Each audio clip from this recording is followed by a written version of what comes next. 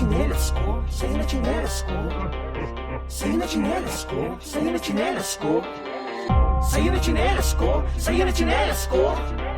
Sa'yo na chinelas ko, sa'yo na chinelas ko. Bakit ba sadyang may mga tao na akala mo sila ay mga hurado? Nakamasid palagi sa iyong kilos at galaw nakasunod na para bang anino, para ba mga mulat na positibo. Di malaman kung ano kanyang motibo, o sadyang gusto lang talaga namang himasok mga literal nagpapabibo.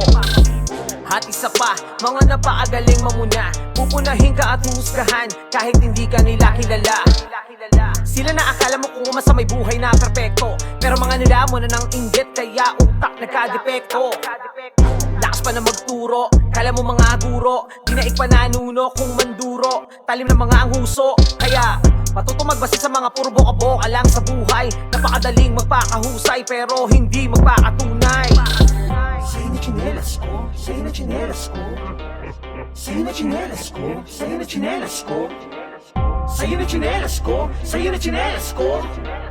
Sa'yo na chinelas ko, sa'yo na chinelas ko. Madali lang di naman tukuyin kung saan sila napapabilang. May mga matatabi na di lang pabihira na akala mo sila ay mga hinirang. Mga barato nila ay nakakadarang, kaalaman na malawak pa sa parang. Kaso nga lang, puro salita kinapos sa gawa, literal, walang bilang. Ingat baka malindang na mga mapanlin lang, sila nakakalat lang sa paligid ay lagi na nakaabang babala. Tandaan palagi na wala na sa gubat ang mga tampala sa mga ulupong. Kaya wag maging panatag dahil di na lamang hayop ang mga nanunuklaw at umaalulong.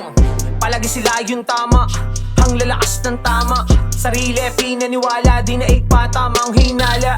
Kaya mabahala kung meron ganito sa inyong sirkulo. Mga nilamon ng panibugo ang pagkatao, kaya kilalanin mo kung sino sa'yo totoo. Sa'yo na chinelas ko, sa'yo na chinelas ko. Sa'yo na chinelas ko, sa'yo na chinelas ko. Sa'yo na chinelas ko, sa'yo na chinelas ko.